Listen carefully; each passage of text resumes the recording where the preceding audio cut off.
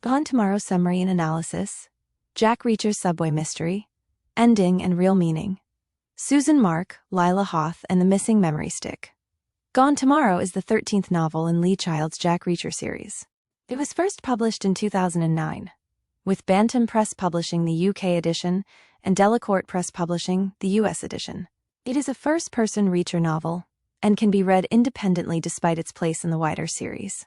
That independence matters. There is very little franchise homework here.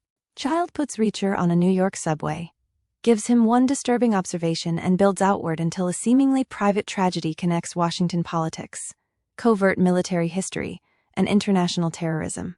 It is also unusually relevant again. Prime Video's fourth season of Reacher, which began streaming in August 2026, is based on Gone Tomorrow, bringing the novel back into the center of the franchise more than 17 years after publication. The big idea of the book. The central tension in Gone Tomorrow is simple. What happens when everyone possesses part of the truth, but almost everyone has a reason to lie? Reacher encounters a frightened woman and initially interprets her behavior through a military framework. The police see a suicide. Federal officials see classified information. Political operatives see a threat to a candidate. Terrorists see an object that must be recovered. Susan Mark's family sees a woman whose actions make no sense. Every explanation is incomplete. Reacher therefore spends much of the novel doing what he does best, refusing to accept institutional certainty merely because it comes from an institution. The result is both a conspiracy thriller and a story about the instability of information. People lie with technically true answers. False identities contain authentic details. A harmless-looking memory stick can threaten careers and lives. A photograph taken decades earlier becomes dangerous, because the meaning of the people inside it changes with history. And the woman Reacher initially believes may be carrying a bomb turns out to be carrying something much more difficult to recognize: unbearable fear. The story in one flow. 2 o'clock on the subway. The novel begins aboard a New York City subway train in the middle of the night. Jack Reacher is traveling uptown with only a handful of other passengers around him. His old military training automatically begins sorting them. Most look ordinary. One woman does not. Reacher remembers the behavioral indicators he was taught to associate with suicide bombers: nervousness, abnormal clothing, rigidity, repetitive movements. An inward concentration, suggesting somebody who has crossed a psychological threshold. The woman appears to match an alarming number of them. Reacher faces exactly the kind of decision his personality cannot avoid. He could leave the situation alone and hope he is wrong. Instead, he approaches her. She is not carrying a bomb. She is carrying a gun. Before Reacher can establish what is happening, the woman shoots herself. The opening works because Reacher is simultaneously correct and catastrophically wrong. He correctly identifies a person in extreme distress. He incorrectly identifies the reason. That difference drives everything that follows. The official machinery moves quickly. NYPD Detective Teresa Lee questions Reacher. The dead woman is eventually identified as Susan Mark, a civilian employee connected to the Pentagon. Another detail immediately troubles Reacher. There had been another passenger. Reacher remembers him. The official accounting of the people on the train does not. The stranger has vanished. Almost immediately, people with interests far beyond an ordinary suicide begin appearing. Federal agents want to know whether Susan handed anything to Reacher. They ask questions about names he has never heard before. One is John Sansom. Another is Lila Hoth. Then Reacher encounters private investigators asking variations of the same questions. The implication is obvious. Whatever Susan Mark carried into New York, several powerful groups believe Reacher might now possess it. Susan Mark becomes more important. After her death, Reacher learns more about Susan through her brother, Jacob "Jake" Mark, himself a police officer. Jake cannot reconcile the suicide with the sister he knew. Susan worked within the military bureaucracy, specifically around personnel and information systems. On the surface, she was exactly the kind of employee whose death should have been personal rather than geopolitical. Yet the response to her death says otherwise. Federal officials arrive unusually quickly. Private investigators appear. People want to know whether Susan passed Reacher something. The obvious hypothesis is that Susan accessed information she should not have accessed and attempted to move it. Reacher tests that assumption rather than accepting it. That method becomes the structure of the novel. He builds a theory, searches for the contradiction inside it, throws away whatever no longer fits and starts again. Susan's employment brings him towards Congressman John Sansom. Sansom is not an ordinary politician. He is a former elite soldier, a decorated veteran of Delta Force, and now a political figure with ambitions beyond his existing office. His official biography is respectable, heroic, and conspicuously incomplete. Reacher knows enough about medals to understand what Sansom's decorations imply. Men do not receive certain honors for uneventful careers. Sansom did things that are absent from the public account. That does not mean he committed crimes. It means there are classified chapters of his past. Reacher starts wondering whether Susan discovered one of them, the memory stick. The various groups pursuing Reacher seem convinced Susan had a digital storage device. Reacher does not have it. That does not prevent him from pretending he does. It is one of the novel's smartest recurring tricks. Reacher understands that information does not need to exist in your possession to give you leverage. Other people merely need to believe you possess it. He buys an ordinary memory stick and uses it as part of the bluff. Suddenly, his ignorance becomes useful. If everyone assumes Reacher knows more than he does, their attempts to pressure him may inadvertently tell him what they are frightened of. The threat therefore begins defining itself by the behavior surrounding it. Whatever Susan obtained matters to the federal government. It matters to Sansom. It matters to whoever hired the private investigators. And it matters enough that people are prepared to kill for it. John Sansom and the missing years. Reacher begins researching Sansom more seriously. The public version of The Politician presents the normal architecture of an American success story: military service, distinction, advancement, and then public office. But Reacher reads around the edges. He knows that elite military careers contain omissions by design. A classified operation does not stop existing merely because it cannot appear in a campaign biography. Reacher travels to Washington and forces himself into Sansom's orbit. Sansom's wife, Elspeth, and his security chief become part of the increasingly defensive perimeter around the congressman. The security chief initially uses one name and later another, adding another layer to the book's obsession with identity and concealment. Eventually, Reacher gets access to Sansom himself. Sansom denies knowing Susan Mark. That appears plausible. Susan was a Pentagon employee, not somebody within the congressman's normal social or political circle. Sansom also insists that someone at Susan's level would not normally have access to his most sensitive Delta Force records. Again, the logic sounds plausible, yet Reacher senses that Sansom is withholding something. The crucial distinction is not necessarily whether Sansom is lying about Susan. He may genuinely never have met her. The question is whether Susan encountered information about him. Those are entirely different propositions. Lila and Svetlana Hoth. The mystery acquires a new center when Reacher meets Lila Hoth, and a woman introduced as her mother, Svetlana. Lila presents herself as a wealthy Ukrainian woman searching for answers about something that happened during the Soviet war in Afghanistan. Her story initially seems human rather than political. Svetlana supposedly has a personal connection to a Soviet soldier named Grigory Hoth. The account involves Soviet snipers, Afghanistan, American Special Operations personnel, and a brutal episode in which a weapon was supposedly taken and men were left vulnerable to their enemies. Lila wants to identify an American soldier involved in what happened. Certain details appear to point towards Sansom. The story is clever because it contains enough verifiable personal information to survive superficial scrutiny. Detective Lee becomes more willing than Reacher to believe it. Reacher does not entirely reject it either. But something feels engineered. The Hoths know surprisingly intimate things about Susan Mark. They know details that make their claimed relationship with her believable. They appear voluntarily helpful. They place themselves near the investigation rather than running from it. That openness becomes its own camouflage. Reacher also notices the relationship between Lila and Svetlana does not feel quite like the relationship being advertised. His suspicion increases. Perhaps their story contains true components assembled into a false structure. That possibility becomes central to Gone Tomorrow. Sophisticated lies do not need to be fabricated from nothing. The strongest lie may be mostly true. Susan's son. Then Susan Mark's son, Peter, becomes critical. At first, there are explanations suggesting Peter has simply disappeared voluntarily. Messages imply he may be with a girl, and could even be abandoning his normal commitments. That interpretation is comforting. It is also wrong. The deeper Reacher pushes, the clearer it becomes that Susan was under coercion. Her strange behavior on the subway was not ideological fanaticism. It was terror. Someone had found the pressure point that could make an ordinary Pentagon employee do something extraordinary. Her child. Susan had access, through her work and technical permissions, to systems containing information she would not ordinarily have been expected to seek. A vulnerability in the information structure gave her an opportunity to obtain something far outside the normal relevance of her job.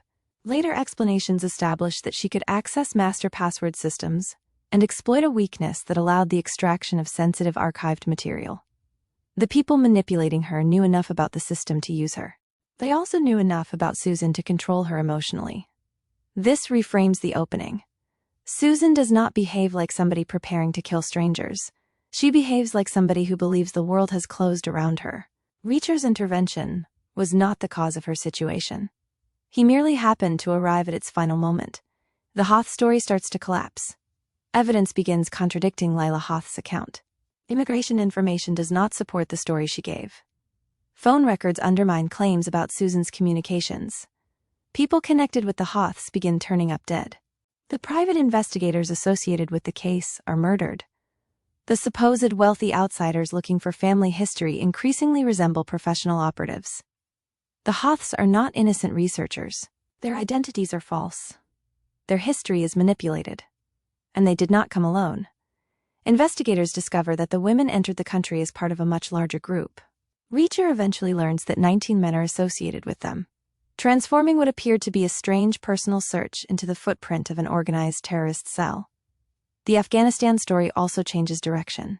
Instead of Svetlana being merely a bereaved victim of Mujahideen brutality, Reacher concludes that elements of the history have been reversed. The Hoths have taken authentic history and repositioned themselves inside it. They are connected not to the Soviet victims they describe, but to the militant networks that fought them. Lila and Svetlana are connected to Al-Qaeda. And now the central question changes. Why would Al-Qaeda care about an obscure American congressman's classified military past? Reacher, Lee and Jake become prisoners. By this point, the U.S. government has its own problem. Reacher knows too much. Teresa Lee knows too much. Jake knows too much. The federal agents who have repeatedly tried to discourage Reacher from investigating stop relying on warnings. They abduct them. Reacher wakes in a secret detention environment beneath a disused firehouse in Greenwich Village. Lee and Jake are being held nearby. It is one of the novel's most revealing sections, because the state and the terrorists begin to resemble one another structurally, even though their aims are completely different. Both possess secret information. Both believe secrecy justifies extraordinary methods. Both regard individuals as expendable when the stakes become large enough. Child does not present that as moral equivalence. The terrorist cell commits atrocities that far exceed anything the American officials do. But he does deliberately make Reacher uncomfortable with institutions that place self-preservation above ordinary accountability. Reacher responds in the most Reacher-like way possible. He refuses to remain contained. When the agents remove him for questioning, he attacks. Using the confined environment, furniture, timing, and the agents' assumptions about how manageable a prisoner should be, he overwhelms them. He gets Lee and Jake out. The people attempting to make Reacher disappear have committed a familiar mistake. They treated confinement as control. For Reacher, confinement simply reduces the number of directions from which an enemy can approach. The secret from Afghanistan. The surviving pieces finally begin locking together. Sansom's military record contains an operation from the early years of the Soviet-Afghan War. During that period, the United States was supporting Afghan resistance to Soviet occupation. The Cold War logic was straightforward. Anything that damaged Soviet power served American strategic interests. But history changes the meaning of alliances. According to the novel's fictional conspiracy, Sansom and Springfield were involved in a covert mission in Afghanistan in 1983. The person at the center of the buried evidence was a young Osama bin Laden. A photograph existed showing Sansom, Springfield, and bin Laden together during that operation. In 1983, such an image represented one thing. After September 11th, it represented something entirely different. Susan Mark had accessed the image, transferred it to a memory stick, and removed it from the archive. The Hoths wanted it. Initially, the obvious explanation is political blackmail. A photograph linking an American politician to bin Laden could devastate Sansom's career if released without historical context. But Reacher notices a problem. The terrorist operation surrounding the image is too elaborate if the objective is merely publication.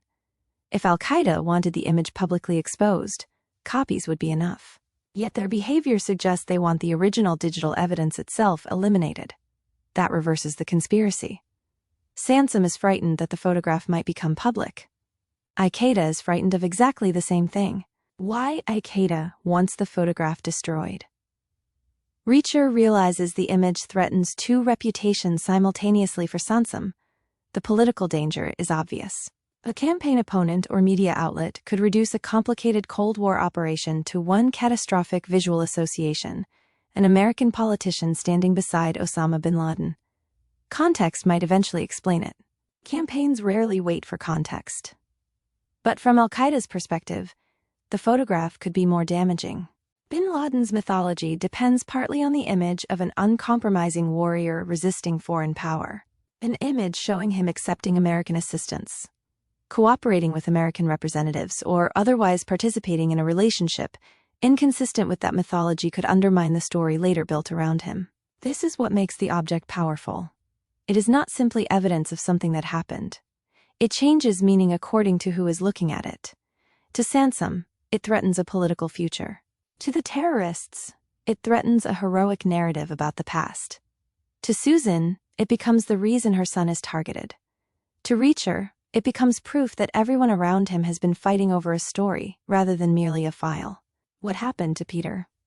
The darkest part of Gone Tomorrow arrives when the true scale of the coercion against Susan becomes clear. The Hoths kidnapped Peter. They were not bluffing. They tortured him. They killed him. They then used evidence of what they had done to force Susan towards compliance. The revelation removes any lingering ambiguity around Lila and Svetlana. Whatever intelligence games surround the photograph, Susan is not collateral damage from an abstract geopolitical struggle. She is the deliberate victim of people willing to destroy a family to recover information. This also resolves the emotional mystery at the beginning. Susan had obtained the file. She was attempting to obey. But events on her journey into New York disrupted the plan. Traffic delayed her. The deadline imposed by the Hoths passed. Then, Susan received evidence showing what had happened to Peter. Something inside her collapsed. She discarded the phone and memory stick from her car. She continued into New York. Her apparent suicide bomber behavior was therefore partly the product of a woman moving through the city after learning that compliance had failed to save her child. And Reacher eventually realizes something even more painful. Susan had not necessarily been traveling towards indiscriminate destruction. She may have been heading towards the Hoths. She had a gun. She knew where they were. She had lost her son. Reacher's encounter with her prevented whatever act of revenge she might have attempted. Then she turned the weapon on herself. That knowledge gives Reacher's involvement a personal edge that transcends curiosity. Reacher decides the case cannot end officially. Once Reacher understands the Hoth's identity and what happened to Peter, his objectives change. He is no longer primarily solving Susan's mystery. He knows enough. Now he wants the people responsible. Sansom and Springfield are trapped by the same secrecy protecting the classified operation. Official action risks exposing material they desperately want contained. Reacher, however, exists outside those constraints. Springfield effectively recognizes that. Weapons and equipment reach Reacher indirectly. Among them is a suppressed MP5 submachine gun. Nobody formally orders Reacher to attack the Hoths. They do not need to. Everyone involved understands the arrangement. It is classic Reacher morality. Institutions maintain plausible deniability, while the outsider performs the act they cannot officially authorize. The Union Square trap. Reacher uses the fictional memory stick to manipulate Lila. He claims he can sell or deliver it. A meeting is arranged. Reacher correctly predicts that Lila will send men rather than expose herself. The NYPD prepares an intervention in Union Square. Then the federal agents appear as well. It becomes a miniature version of the entire novel, multiple organizations converging on the same object, while distrusting one another almost as much as they distrust the actual enemy. 7 of the Hoth's operatives are eventually captured. Reacher still has Lila, Svetlana, and others to deal with. He has also learned enough about Lila's thinking to anticipate her movements. Earlier, she had discussed the Afghan practice of returning to positions an opponent had already dismissed. That detail becomes useful. Reacher concludes that the Hoths may have doubled back to an earlier hideout. They have. Lila has accidentally taught him how to find her. The moment everything changes. The decisive intellectual turn comes when Reacher stops asking why Al-Qaeda would want to obtain the photograph, and asks why it would want to erase it. Until then, almost everyone assumes the danger points in one direction. A secret photograph involving Sansom must be politically damaging to Sansom. Therefore, the terrorists must want it because it hurts an American politician. Reacher reverses the assumption. If the Hoths merely wanted embarrassment, they would need a copy. Instead, they have kidnapped, tortured, and killed to control the physical evidence itself. That means the photograph threatens them too. Once Reacher understands that, the final architecture becomes visible. Susan was coerced into accessing the file. Sansom's people were protecting an old classified mission. The federal agents were trying to contain the national security consequences. The Hoths were eliminating evidence dangerous to their own mythology. Everyone was moving towards the same tiny piece of digital storage for different reasons. The memory stick becomes the center of gravity for the entire novel. The assault on the Hoths. Reacher locates the building being used by the remaining cell. This is where Gone Tomorrow stops being primarily an investigative thriller and becomes an assault narrative. He approaches alone. That is partly tactical and partly philosophical. Reacher repeatedly functions best when responsibility collapses onto one person. Teams require communication, compromise, and coordination. Alone, he needs only to understand his opponent. He uses the suppressed MP5 to eliminate the guards progressively. The building itself becomes a tactical puzzle. He watches entrances. He predicts who will investigate when somebody disappears. He moves through the structure rather than charging directly into it. He exploits the roof and fire escape. One opponent after another is removed.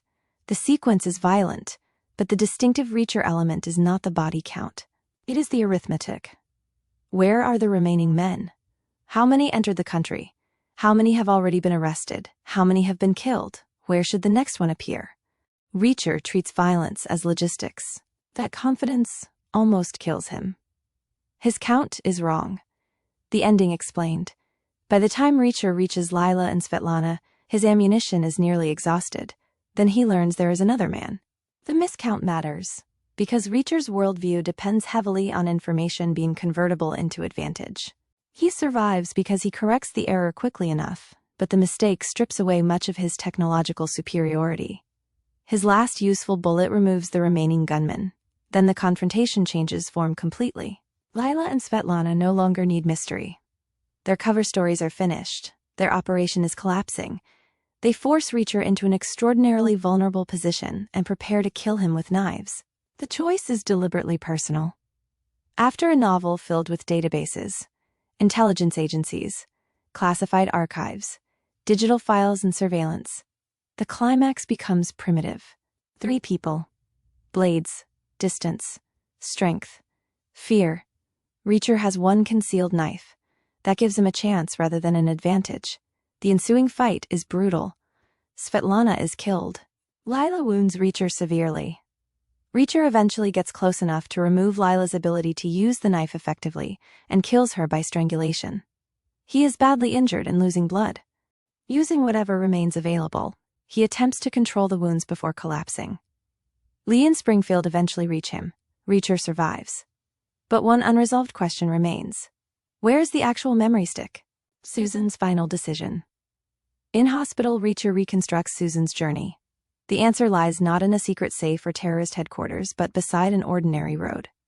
Susan had been caught in severe traffic on the New Jersey Turnpike. The delay pushed her beyond the deadline imposed by the Hoths. When they sent her evidence of what they had done to Peter, she understood that the bargain she had tried to fulfill had already failed. She threw away both the phone and the memory stick. The authorities calculate where her vehicle would likely have been when this happened. A search follows. The memory stick is eventually found badly damaged and unreadable. The secret everyone murdered, abducted, and lied to obtain is effectively gone. Sansom's political career is protected. The terrorists cannot recover the evidence. The federal government avoids disclosure, but calling that a clean victory would miss the point. Peter is dead. Susan is dead. People associated with the investigation are dead. Reacher nearly dies. And the historical truth everybody was fighting over disappears through chance and physical destruction rather than through justice. That is the darker joke buried inside the title. Everyone spends the novel trying to control tomorrow by controlling yesterday. In the end, the evidence itself almost disappears from history. The main characters inside the story. Jack Reacher. Reacher begins with a mistake. He sees Susan Mark's fear and categorizes it according to his training. That is significant because the rest of the novel becomes an exercise in correcting categorization errors. He initially sees a suicide bomber. He later sees a coerced mother. He initially sees Lila as a possible victim or investigator. He later sees an operative. He initially sees the memory stick as dangerous to Sansom. He later realizes it is dangerous to both sides. Reacher's defining quality is therefore not that he never gets things wrong. It is that he treats being wrong as information. He changes his theory. That intellectual flexibility is one of the main reasons he survives. Susan Mark. Susan appears only briefly in person, but controls the entire story. Her death creates the mystery. Her job provides access. Her relationship with Peter creates vulnerability. Her decision to discard the memory stick prevents both sides from immediately obtaining what they want. Most importantly, Susan complicates Reacher's usual moral structure. He cannot save her. He cannot save Peter. He can only discover what happened and punish those responsible. That limitation gives Gone Tomorrow more emotional weight than a simple rescue narrative. Teresa Lee. Detective Teresa Lee occupies the uncomfortable middle ground between Reacher and the institutions surrounding him. She has official responsibilities. She initially trusts evidence Reacher distrusts. She considers Lila's story credible because it contains verifiable detail. Yet she keeps investigating. Eventually, she becomes one of Reacher's most useful allies. Lee demonstrates that the novel is not arguing that institutions are inherently useless. Rather, institutions become dangerous when procedure turns into intellectual obedience. Lee remains valuable because she keeps thinking. Jacob Mark. Jake gives Susan a life outside the conspiracy. Without him, she could become merely the dead Pentagon employee who triggers the plot. Through Jake, Susan becomes a sister, mother, an ordinary person trapped inside systems she never expected to confront. His presence also gives Reacher a personal connection to the damage being done. John Sansom. Sansom is more interesting than a conventional corrupt politician figure, because the secret he protects is not straightforward evidence of villainy. The classified operation occurred within the strategic logic of its time. That is precisely the problem. Historical actions survive while their original context disappears. Sansom's political vulnerability, therefore, comes from interpretation as much as conduct. His instinct is nevertheless self-protective. He wants the evidence contained. That leaves the reader with an uncomfortable question. How far should a state go to protect a legitimate secret when protecting it begins harming people who had nothing to do with the original decision? Springfield. Springfield is the bridge between Sansom's military past and political present. His loyalty is personal, operational, and historical. He understands Reacher because both come from worlds where action sometimes precedes paperwork. Yet Springfield has attached himself to the system Reacher abandoned. That difference explains their relationship. Springfield can enable Reacher. Reacher can do what Springfield cannot openly do. Lila Hoth. Lila is dangerous because she understands performance. She does not initially confront Reacher as an obvious enemy. She offers a story. It contains emotion, history, and enough truth to survive checking. Her weapon is narrative control. She understands that people do not merely believe facts. They believe arrangements of facts. Her eventual failure comes when Reacher begins analyzing not what she says but what her behavior requires to be true. What the book is really about. Information is power only while people believe it. The physical memory stick is almost absurdly small compared with the violence surrounding it. That imbalance is deliberate. The file has power because everyone agrees it has power. Sansom fears voters seeing it. The terrorists fear followers seeing it. The government fears uncontrolled disclosure. Susan fears what will happen if she cannot deliver it. Once the device is destroyed, that structure of power collapses. The object has not changed history. It has changed who can prove a particular interpretation of history. Fear distorts good information. Reacher's first analysis of Susan is based on genuine training. The behavioral indicators are not invented inside his mind. His mistake comes from treating indicators as conclusions. Susan demonstrates the broader warning inside the novel. Pattern recognition is useful until it becomes certainty. That applies equally to police work, intelligence, politics, and ordinary human judgment. History does not stay in its original context. The photograph is dangerous because the world around it changed.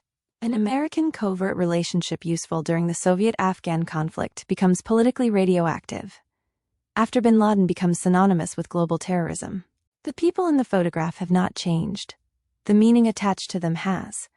That is the book's sharpest political idea. History does not simply record actions. Later generations reframe them. What most summaries miss. The most interesting part of Gone Tomorrow is not the revelation that powerful people are hiding secrets. Thrillers do that constantly. The more distinctive point is that almost every major faction has a rational reason for wanting the same evidence controlled. Sansom is not frightened because the photograph necessarily proves treason. The federal agents are not merely protecting a corrupt politician. The terrorists do not simply want to embarrass America. Each organization understands that modern power depends partly on controlling interpretation. The photograph is therefore less a smoking gun than a narrative weapon. Whoever controls it gets to decide which story can be proven. What most people misunderstand. A shallow reading makes Gone Tomorrow another story in which Jack Reacher uncovers government corruption and defeats terrorists. That is too neat.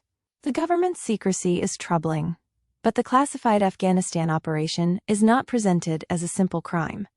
Sansom's vulnerability exists largely because the public could misunderstand a complicated historical relationship. At the same time, the state's attempt to contain that risk creates fresh abuses. The novel's political point is therefore more interesting than government bad. Institutions often begin with defensible objectives. The danger arrives when protecting the objective becomes more important than protecting the people.